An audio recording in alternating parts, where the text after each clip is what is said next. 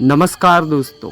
अमित की मम्मी पार्वती ने शर्माते हुए विशाल कुमार को अंगूठी पहनाई तो अमित की पत्नी शिवानी और उनके बच्चे अनूप व अतुल ने अपनी दादी पर फूलों की बरसात करनी शुरू कर दी।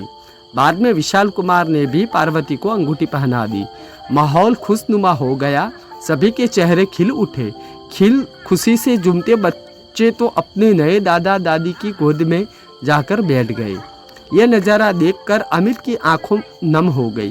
वह अतीत की यादों में खो गया। अमित 5 वर्षों से शहर की सबसे पॉश कॉलोनी सनराइज सोसाइटी में रह रहा था।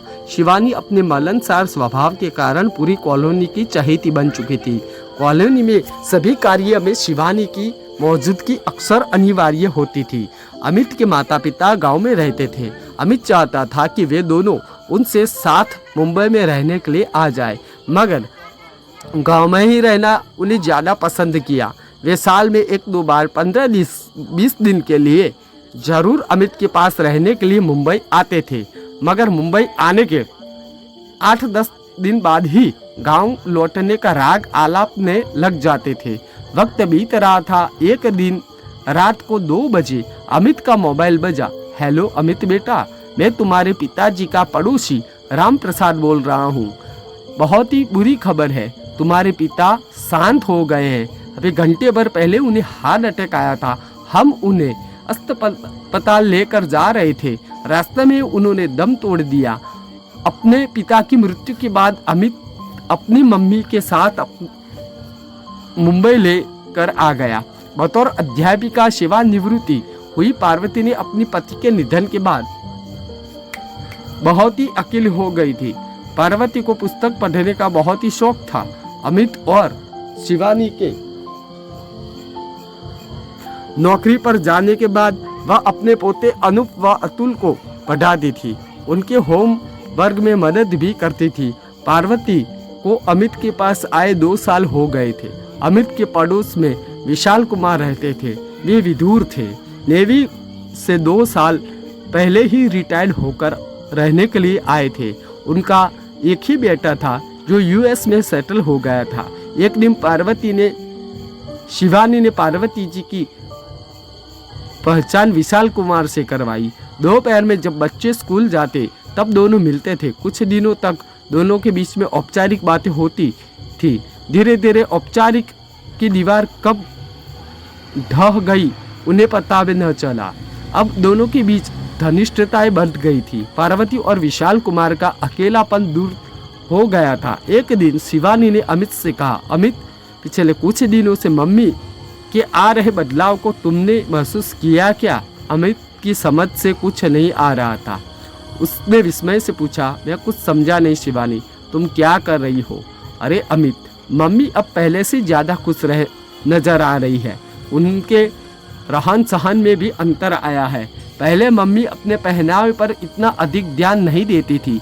आजकल वे बहुत ही करीने से हर कर रही है। उन्होंने अपने संदूक से अच्छी अच्छी साड़ियाँ निकाल कर ड्रॉवर पर लटका दी है। आजकल वे शाम को नियमित रूप से घूमने जाती है। अमित ने शिवानी की बात बीच में काटते हुए पूछा, शिवानी, मैं कुछ समझा नहीं, तुम क्या कर रही हो? अरे भाई, मम्मी को एक दोस्त मिल गया है, देखते नहीं आजकल उनका चेहरा खिला हुआ नजर आ रहा है। व्हाट? कैसा दोस्त? कौन दोस्त? शिवानी प्लीज पहली मत बुझाओ, खुलकर बताओ। अरे अमित, आजकल हमारे पड़ोसी विशाल अंकल और मम्मी के बीच याराना बढ़ रहा है। यह कहती हुई शिवानी खिलखिलाकर हंस पड़ी। वाह, यह तो बहुत ही अच्छी बात है। मम्मी वैसे भी अकेली पड़ गई थी। वे हमेशा किताबों में ही खोई रहती थी। कोई आदमी दिन भर किताबें पढ़कर या टीवी देखकर अपना वक्त भला कैसे गुजार सकता है? कोई तो बोलने वाला होना चाहिए ना। चलो अच्छा हुआ, मगर ये सब कब से हो रहा है? मैंने तो कभी महसूस नहीं किया। तुम्हारी पारखी नज़र ने ये सब कहाँ भाप लिया। Shivani, you are great. Amit ने विस्मय से कहा, अरे अमित, तुम्हें अपने ऑफिस के काम, मीटिंग, प्रोजेक्ट आदि से फुर्सत ही कहाँ है? मम्मी अक्सर मुझसे तुम्हारी शिकायत भी करती ही है कि अमित को तो मुझसे बात करने का भी वक्त नहीं मिलता है। शिवानी ने शिकायत की तो अमित तुरंत बोला, हाँ शिवानी, तुम कह रही हो आजकल ऑफिस में इतना काम बढ़ गया है कि सांस लेने की फुर्सत नहीं मिलती। अगर मुझे यह सुनकर अच्छा लगा कि अब मम्मी बोर नहीं होगी। साथ ही हमें कभी बच्चों को लेकर 1-2 दिन के लिए बाहर जाना पड़े तो मम्मी घर पर अकेली भी रह सकती है। अमित ने भी अपने दिल की बात कह दी। मगर अमित, मैं कुछ और सोच रही हूँ, शिवानी ने धीरे से रहस्यमयी आवाज में कहा। तो अमित ने विस्मय भरी आंखों से शिवानी की सूरत को घूरते हुए कहा, हाँ बोलो बोलो, तुम क्या सोच रही हो? मैं सोच रही हूँ कि तुम विशाल अंकल को अपना पापा बना लो। शिवानी ने तुरंत का एक्का फेंक दिया। क्या तुम्हारा दिमाग तो नहीं खिसक गया?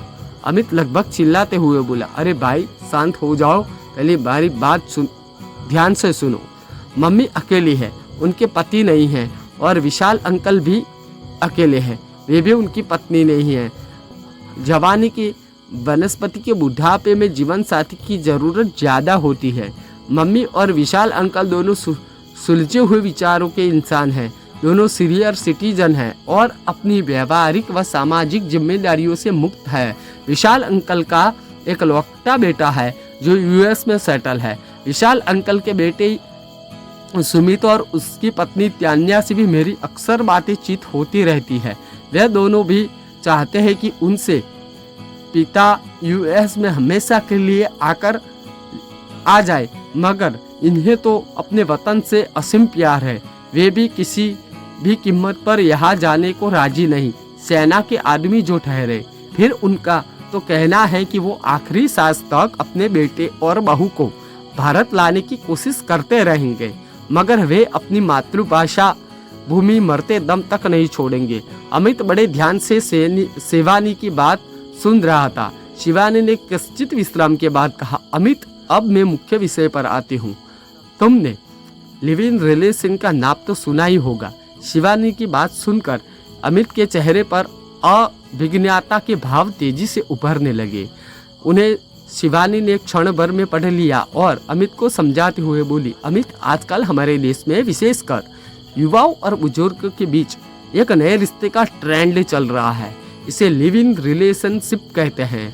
इसमें महिला और पुरुष शादी के बिना अपनी सहमति के साथ एक ही घर में पति पत्नी की तरह रह सकते हैं। आजकल शिक्षित और आर्थिक रूप से स्वतंत्र लोग इसी तरह से रिलेशनशिप को अधिक पसंद करते हैं। क्यों उनसे विवाह की तरह कानूनी प्रक्रिया से गुजरना नहीं पड़ता है? भारतीय कानूनी में भी इसे स्वीकृति दे दी गई है। शादी के टूटने के बाद आपको कई तरह की कानूनी प्रक्रियाओं से गुजरना पड़ता है, मगर इस रिश्ते से इतनी मुश्किलें नहीं आती है। लिव इन रिलेशनशिप में रहने का फैसला आपको सामाजिक व पारिवारिक दायित्वों से मुक्त देता है।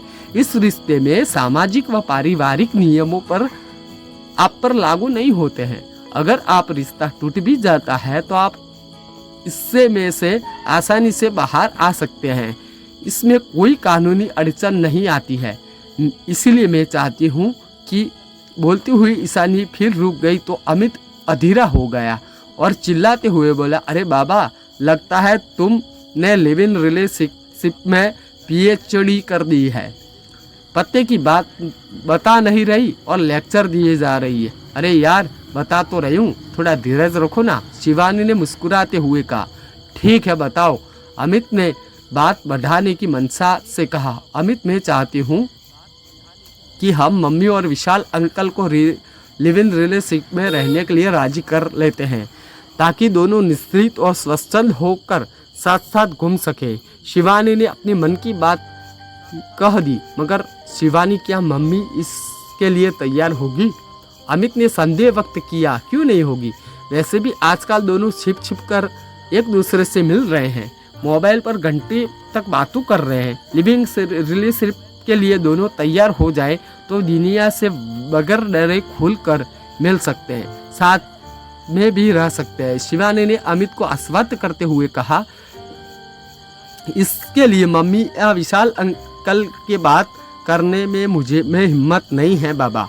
अमित ने हथियार डालते हुए कहा, इसकी चिंता तुम न करो अमित, अपनी ही कॉलोनी में रहने वाली मेरी खास सहेली रेणु इस मामले में मेरी सहायता करेगी। इस बार प्रेम कहानी से भली भांति वाकिफ भी है। हम दोनों मिलकर इस शुभ कार्य को जल्दी से अंजाम दे देंगे। हमें बस तुम्हारी सहमति का इंतजार था। शिवानी ने विश्वास के साथ कहा तो अमित की व्यग्रता कुछ कम हुई। उसने शांत स्वर में कहा, अगर मम्मी इसके लिए तैयार हो जाती है तो भला मुझे क्यों एतराज होगा। इन्हें अपनी ज़िंदगी अपने हिसाब से जीने का हक है। न अमित की सहमति मिलने ही शिवानी और रेणु अपने मिशन को अंजाम देने में जुट गए। शिवानी को यह विश्वास था कि पार्वती और विशाल अंकल पुराने जमाने के जरूर है, मगर इन्हें आधुनिक विचारधारा से कोई परहेज नहीं है। दोनों बहुत ही फ्लेक्सिबल है और परिवर्तन में यकीन रखते हैं। एक संडे को शिवानी और रेणु गुलाब का फूलों का एक सुंदर गुलदस्ता के साथ विशाल अंकल के घर पहुंच गई। विशाल कुमार ने अपनी चिर परिचित मजाकिया स्वभाव में उनका स्वागत करते हुए कहा, वाह वाह, सूरज किस दिशा में उदय हुआ है। आज तो आप दोनों के चरण कमल से इस गरीब की कुटिया पवित्र हो गई। शिवानी और रेणु ने औपचारिक बातें समाप्त करने के बाद मुख्य बात की ओर रुख किया। रेणु ने कहना शुरू किया, अंकल, आप की और पार्वती मैडम की दोस्ती से हम ही नहीं पूरी कॉलोनी वाकिफ है। इस दोस्ती ने आप दोनों का अकेलापन व एकांतवास खत्म कर दिया है। कॉलोनी के लोग क्या कहेंगे ये सोचकर अक्सर आप दोनों छिप छिप कर मिलते हैं। अंकल, हम चाहते हैं कि दोनों ऑफिशियली एक दूसरे के साथ रिश्ता बना लो और दोनों खुलकर दुनिया के सामने आ जाओ। कुछ गंभीर बने विशाल कुमार ने बीच में ही पूछा, ये समझा नहीं रेणु, तुम क्या कहना चाहती हो।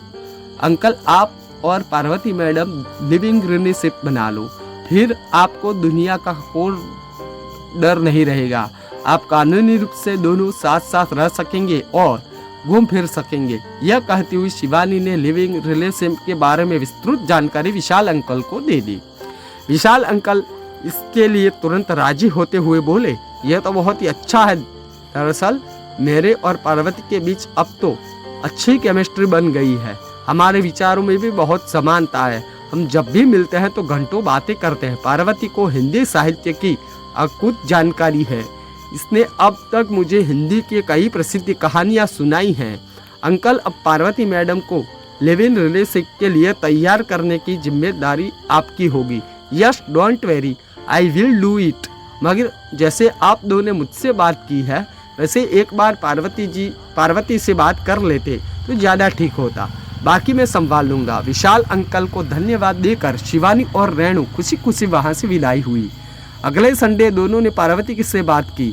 पहले तो उन्होंने नानू किया, मगर शिवानी और रेणु जानती थी कि पार्वती के दिल में विशाल कुमार को चाहती है और वे इन रिश्ते के लिए ना नहीं कहेगी। फिर उन दोनों की बेहतरीन कन्विंसिंग स्किल के सामने पार्वती की ना कुछ ही समय के बाद हाँ में बदल गई। शिवानी ने दोनों को लिव इन रिलेशनशिप की औपचारिक घोषणा के लिए एक दिन अपने घर पर एक छोटी पार्टी रखी, जिसमें अमित, शिवानी और विशाल कुमार के बहुत ही करीबी दोस्त और ही आमंत्रित थे। विशाल और पार्वती ने एक दूसरे को अंगूठियां पहनाकर इन रिश्ते को स्वहर्ष स्वीकार कर लिया। अरे अमित, कहाँ खोए गए हो? अपनी मम्मी और नए पापा को केक तो खिलाओ। शिवानी ने चिल्लाकर यह कहा तो अमित अतीत के से वर्तमान में लौटा। इस नए रिश्ते को देखकर अमित की नम आंखों में से भी हंसी चमक उठी। दोस्तों, तो ये थी हमारी आज की प्यार भरी कहानी। ये कहानी आपको कैसी लगी वो हमें कमेंट कर ज़रूर बताइएगा। साथ ही इस कहानी को अपने परिवारजनों के साथ, अपने दोस्तों के साथ ज़्यादा से ज़्यादा शेयर कीजिएगा। चैनल को सब्सक्राइब कीजिएगा। मिलते हैं अगले वीडियो में, तब तक के लिए धन्यवाद। जय हिंद, अपना ख्याल रखिएगा।